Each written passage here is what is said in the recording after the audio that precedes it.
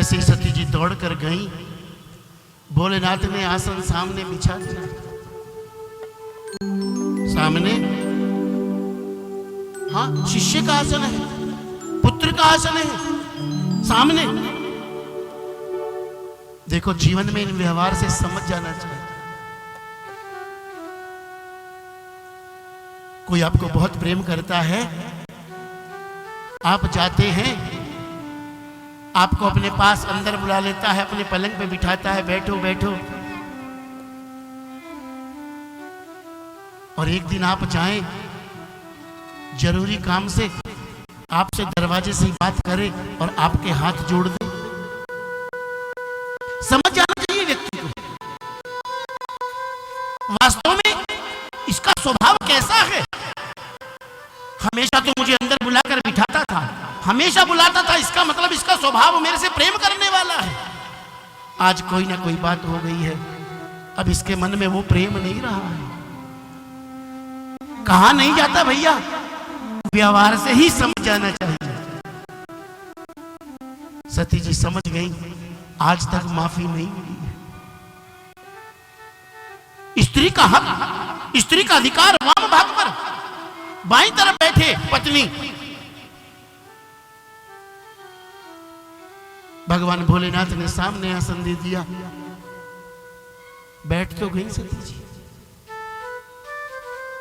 लेकिन मन कितना खिन्न, कितना दुखी है। भगवान भोलेनाथ दुख दूर करने के लिए पुराणों की कथा सुनाने लगे। कथा सुनी, उसी समय ऊपर से, कैलाश के ऊपर से भी भैया विमानों का शोर। तुरंत पूछा सती जी ने, भोलेनाथ ये देवता सब कहां जा रहे हैं? इसका अर्थ है सती जी का स्वभाव कथा सुनने का नहीं है। जिनका कथा में ध्यान नहीं रहता ना, हाँ सबने कहानी सुनी होगी, पांडवों से कहा बेधो इस मछली की आंख। भैया गुरुजी पूछते रहे, युधिष्ठिर क्या दिखाई देता है? बोले गुरुजी मछली दिखाई देती है, खंबा दिखाई देता है, बहुत सारे लोग दिखाई देते हैं। बोले पीछे हट जा। दूसरे को बुलाया, तुझे क्या दिखाई देता है? बोले खंबा दिखाई देता है, लाइट दिखाई देती है, मछली दिखाई देती है। बोले पीछे हट जा। अर्जुन आए, गुरुदेव ने कहा क्या दिखाई देता है? गुरुदेव मुझे मछली की आंख दिखाई देती है। बोले इतने लोग खड़े हैं? बोले कोई नहीं दिखाई देता, केवल मछली की आंख दिखाई देती है। बोले ठीक है, वेद तू कर सकता है वेदन। भैया कथा पंडाल में आकर जिसको कथा के अतिरिक्त बहुत कुछ दिखाई देता है, बहुत कुछ सुनाई देता है, कथा सुनने का अधिकारी नहीं हो सकता। जो इस कथा का रस है उसके हृदय में नहीं आ सकता पूरी तरीके से। जो यहां बैठ के देखता रहा, कितनी लाइट लगी, कैसे व्यवस्था, कहां कौन वीआईपी आया, कौन गया, किसने क्या किया।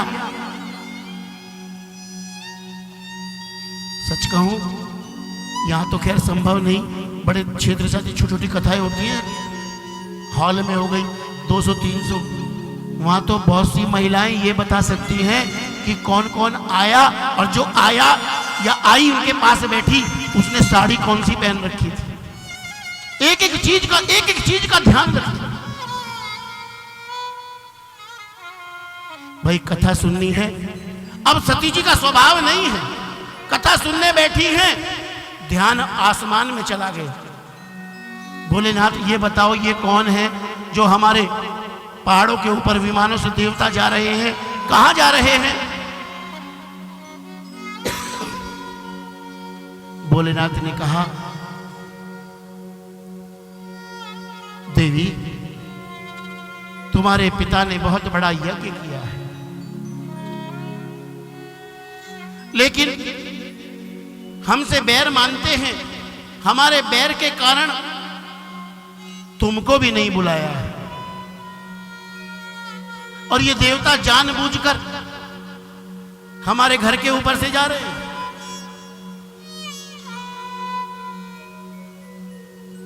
बैर के कारण, पिताजी का आपसे बैर। देखो भोलेनाथ का चरित्र समझ लेना भैया। अगर आप जीवन में सुख चाहते हो, गृहस्थी में सुख चाहते हो, गृहस्थ जिसे सीखना भैया भोलेनाथ से सीखना। जितने मर्जी देवी देवता हो हमारे, भगवान स्वयं भी यहां पधारे, किसी भी रूप में आए हो, लेकिन भगवान के साथ उनके परिवार की पूजा नहीं होती भैया। कितना बड़ा हमारा इष्ट हो, लेकिन उसका परिवार उसके साथ नहीं पूजा जाता। रामकृष्ण के साथ भी हाँ, देखो केवल जानकी जी या लक्ष्मण जी खड़ा कर दिया, दशरथ जी, कौशल्या जी और परिवार ना। लेकिन भोलेनाथ का गृहस्थ ऐसा सुंदर है, मर्यादा रखते हैं, ऐसा सुंदर गृहस्थ है, पूरे परिवार की पूजा की जाती है, पूरे परिवार की। गणेश जी, कार्तिकेय जी, भवानी, तो आप जानते ही हैं भोलेनाथ, कोई ऐसा नहीं जिसकी पूजा ना हो। इसीलिए जो गृहस्थ सीखना है तो जरा भोलेनाथ के परिवार पर दृष्टि जरूर डालना। कैसी मर्यादा है भोलेनाथ की। ऐसा सुंदर परिवार भैया ऐसे नहीं बच सकता। आप चाहे आपका परिवार भी इतना सुंदर हो, आपको कुछ करना पड़ेगा। जीवन में आपने मर्यादाएं स्थापित करनी पड़ेंगी। भोलेनाथ को देखिए, आज कह रहे हैं सती जी, तुम्हारे पिता का हमसे बैर मानते हैं तुम्हारे पिता। क्या बात भोलेनाथ। बड़ अधिकार दवछ जब पावा, बड़े अधिकार दवछ जब पावा, अति अभिमान हृदय तब आवा, अति अभिमान हृदय तब आवा। नहीं को वस जन्मा जग माही, नहीं को वस जन्मा जग माही, नहीं को वस जन्मा जग माही, नहीं को वस जन्मा जग माही। प्रभुता पाई जाहि मन जाहि, प्रभुता पाई जाहि मन जाहि। जब आपके पिता को प्रजापतियों का नायक बनाया गया, उस समय विशाल सभा हुई। भोलेनाथ भी ब्रह्मा जी के साथ बैठे। ब्रह्मा जी तो पिता हैं दक्ष के, अध्यक्ष हैं सभा के। जिस समय दक्ष ने प्रवेश किया, दक्ष के मुखमंडल पर आभा इतनी अधिक, चकाचौंध हो गई सारी सभा। जैसे ही सभा में प्रवेश किया, सब लोग सम्मान से उठकर खड़े हो गए। भोलेनाथ समाधि में थे। भोलेनाथ उठकर खड़े नहीं हुए। लेकिन जब अभिमान व्यक्ति के अंदर आता है, उसकी दृष्टि इस बात पर नहीं जाती कितने लोगों ने सम्मान किया, बस वो यही सोचता रहता है किसने मेरा सम्मान नहीं किया। हजारों लोग खड़े हो गए, उसको संतोष नहीं हुआ। 2 लोग खड़े नहीं हुए, जीवन भर उसको दुख रहे। जीवन में हजारों लोग हमारी प्रशंसा करते हो, हजारों लोग हमारे ध्यान नहीं आते साहब, उनके बारे में हम सोचते नहीं। जो हमारे लिए अच्छा करते हैं, अच्छा सोचते हैं, जीवन में हजारों लोग हैं, हम नहीं सोचते। एक व्यक्ति हमारे बारे में कुछ उल्टा कहने लगे साहब, एक व्यक्ति, सच कहता हूं सुबह से शाम तक हमें उसी का ध्यान आता रहेगा। जो भी मिलेगा ना बस हम यही चाहेंगे उसके बारे में बताए हमें, उन्होंने कुछ कहा तो नहीं हमारे बारे में। क्यों अपने मन को दुखी करना चाहता है उसकी बात सुनकर? अरे भूल जा उसे। हजारों लोग तेरी जय जयकार करते हैं, हजारों लोग तेरे काम में सहायक हैं, उनके बारे में सोच। पूछना है तो उनके बारे में पूछ। लेकिन स्वभाव ऐसा बना लिया है हमने, हाँ एक दुष्ट जीवन में आया बस उसी की चिंता में डूबे रहते हैं। वहां जाके इसने क्या कहा होगा, वहां गया होगा, वहां होगा, उससे ज्यादा उसके बारे में हम जानते हैं। दक्ष प्रसन्न नहीं हुआ, भोलेनाथ को बड़ी गालियां दी। अरे ये ब्रह्मा जी ने कह दिया इससे विवाह कर दो, वरना इस कैलाश पर्वत पर दिगंबर रहने वाले इस मरकट से बहुत गालियां दी। लेकिन साहब आप गालियों पे ध्यान मत दो, जो मैं कह रहा हूं केवल एक बात ध्यान से सुनना। भोलेनाथ को कितनी गालियां दी, लेकिन भोलेनाथ ने घर आकर कुछ नहीं कहा। हम चाहते हैं हमारा परिवार बहुत बढ़िया हो, श्रेष्ठ हो, तो भैया छोटी छोटी मर्यादाएं सीखो।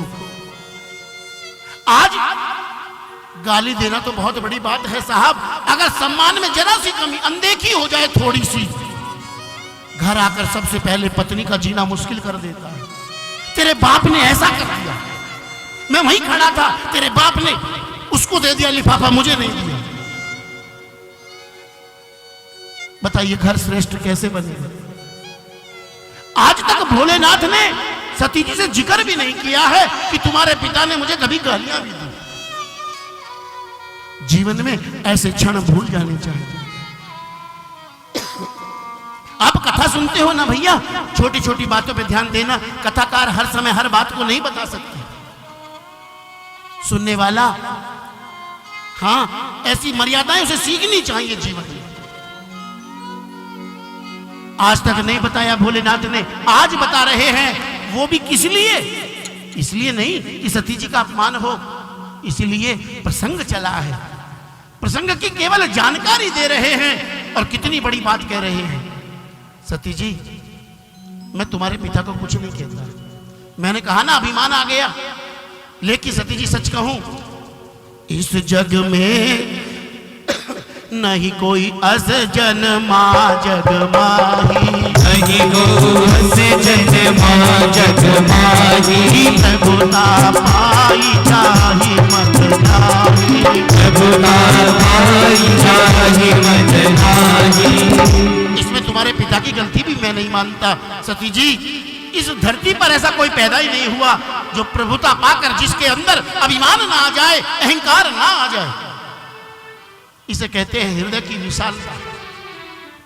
नहीं कह सकते थे तुम्हारे पिता की कमी है केवल, ना तुम्हारे पिता की कमी नहीं है सती जी। ऐसा कोई है ही नहीं इस दुनिया में, प्रभुता पाई जाई मद नाही। उन्होंने यज्ञ किया है और हमारे बैर के कारण आपको भी बिसरा दिया, आपको भी बुलाया नहीं। आप जरा सोच कर देखें सती जी कितने समय से, 87,000 वर्ष हो गए हैं, एक एक क्षण देख रही हैं भोलेनाथ की समाधि की तरफ। अब उठे, शायद अब उठे। कितना मन में संताप होगा, कितना मन में दुख होगा। और भोलेनाथ उठे हैं, उठकर भी कौन सा सुख पहुंच गया। सामने आसन बिछा दिया, अभी तक भी माफी नहीं मिली साहब। पिता की बात सुनी, वृतांत आया पिता के यज्ञ का, मन हो गया अच्छा है मेरा मन बदल जाएगा अगर कुछ समय मैं अपने पिता के पास जाकर रहूं। भोलेनाथ,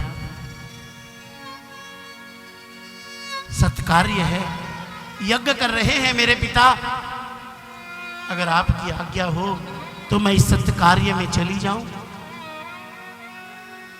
भोलेनाथ ने कहा, सत्कार्य में तो जाना ही चाहिए, लेकिन सती जी,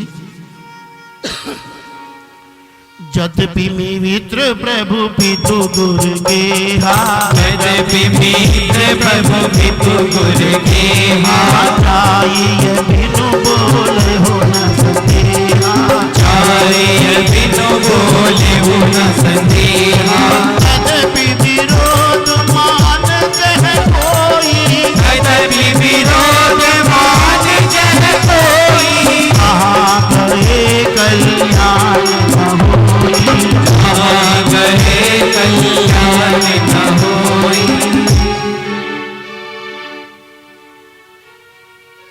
सत्कार्य में तो जाना चाहिए, पिता के घर, मित्र के घर, प्रभु के घर, गुरु के घर, बिना बुलाए जाने में भी कोई हानि नहीं, जाना चाहिए भोलेनाथ के आदेश। लेकिन भोलेनाथ कहते हैं, लेकिन एक मर्यादा का ध्यान रखना,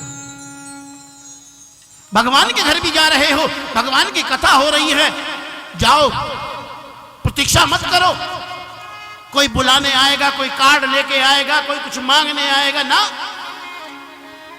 पता लग जाए भगवान की कथा है, खुद पहुंचो, बुलावा भगवान का है, सीधा बुलावा भगवान का है। लेकिन गोस्वामी जी कहते हैं, यद्यपि विरोध मान जह कोई, अगर आपको पता लगे, आपका मन ये कहता है कोई जानबूझकर आपको नहीं बुलाना चाहता, कोई आपका विरोध करने वाला वहां खड़ा है, आप जाएंगे तो आपका वहां विरोध होगा। बाबा कहते हैं, तहां गए कल्याण न हो, वहां नहीं जाना चाहिए। अगर कोई विरोध करने वाला खड़ा है, फिर वहां ना जाना ही श्रेष्ठ है, फिर वहां नहीं जाना चाहिए।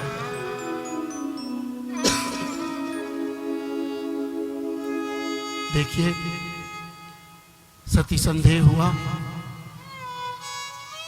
इस कथा में गोस्वामी जी ने एक बात बहुत सुंदर कहनी चाहिए, मैं चाहता हूं आपके हृदय तक भी पहुंच जाए वो बात।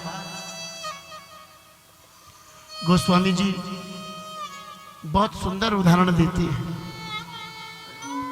सती और भोलेनाथ के प्रसंग में। गृहस्थ में जो साथ होता है ना भैया, पति पत्नी का जो साथ है,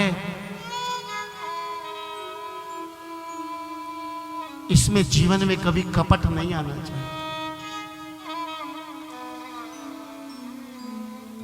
सती जी को कोई आवश्यकता नहीं थी झूठ बोलने। जीवन में देखो, कोई प्राणों के भय से झूठ बोल जाए, कोई बात नहीं, हो सकता है कोई लालच से बोल जाए, गलती तो है भैया, पाप तो है, लेकिन अपने बारे में सोचो, बिना किसी भय के, बिना किसी लालच के। हम हजारों झूठ जीवन में रोज बोलते हैं, हमें कुछ मिलना नहीं, हमारे से कुछ जाना नहीं, फिर भी सच कहता हूं, झूठ हमारे जीवन में इतना रंग गया है, हमें खुद पता नहीं लगता कि हजारों झूठ सुबह से हम बोलते हैं। बिस्तर पे उठे हैं, सुबह ही सुबह किसी बहुत चाहने वाले का फोन है, बहुत प्रेम करने वाले का फोन है, रिश्तेदार का फोन है, उसने कुछ नहीं लेना, तू क्या कर रहा है, उसने ऐसे ही पूछा क्या कर रहे हो, बोले नहा के आया हूं बस। अरे तू तो अभी खाट से उठा भी नहीं, बात का कोई अर्थ नहीं, बिना अर्थ के भी जीवन में झूठ झूठ झूठ, इतने झूठ जीवन में हम बोलते हैं, हमें पता नहीं लगता झूठ कहां खत्म होता है, सच कहां शुरू होता है, हम जीवन में भूल जाते हैं। गोस्वामी जी ने इशारा किया था, देखो पति पत्नी एक यूनिट बन जाते हैं। यूनिट का इसलिए मैंने शब्द प्रयोग किया, एक इकाई होते हैं, दोनों मिलकर एक हो जाते हैं। बिल्कुल ये संस्कार है हमारे यहां। शरीर का मिलन नहीं होता पति पत्नी। एक इकाई इसलिए कह रहा हूं, ध्यान से समझ लेना। पूजन भी करें ना भगवान का पूजन भी करें तो शास्त्र कहता है पति पत्नी को अलग से पूजन करने का कोई प्रयोजन नहीं है। पति छोड़े पत्नी छोड़े ना, पुष्प भी छोड़े तो पति पत्नी के हाथ पर एक एक यूनिट में, बीच में कभी झूठ नहीं आना चाहिए, कोई कपट नहीं आना चाहिए। कपट का अर्थ है, हम साधारण भाषा में प्रयोग करते हैं, पेट पाप, झूठ बोलना। ध्यान से सुनना, गोस्वामी जी ने कहा जैसे दूध और पानी का रिश्ता होता है, हो सकता है एक बहुत गुणी हो, एक में उतने गुण ना हो, लेकिन भैया जब दोनों मिल गए, दूध 30 रुपए किलो, पानी 2 रुपए किलो, लेकिन भैया जब दूध और पानी मिल जाते हैं ना तो सारा कुछ भी 30 रुपए किलो हो जाता है। कभी दूध पानी अलग नहीं होते, लेकिन अगर जरा सी खटाई पड़ जाए, ये कपट खटाई है, अगर जरा सी खटाई पड़ जाए इस दूध में तो ये पानी और दूध को अलग अलग कर दे। कभी जीवन में ध्यान रखना, कपट की खटाई अपने परिवार में कभी मत पड़ने देना। कथा कहती है भैया, ये आप कथा सुन के जाते हो ना आज, तो ये कथा कहती है जीवन में गलती हो अपने घर में स्पष्ट कहनी चाहिए। कई बार हम टाल जाते हैं, चलो पता नहीं लगा कोई बात नहीं ना, बाद में कहना चाहिए। लेकिन कभी भी हमारे परिवार में कपट नहीं आना चाहिए। सती जी की कथा, इतना दारुण दुख सती जी को मिला है, केवल कपट वेश धारण कर लिया, थोड़ा सा कपट कर दिया, इस कारण इतना दारुण दुख जीवन में सती जी को मिला है। सती जी मानी नहीं, गई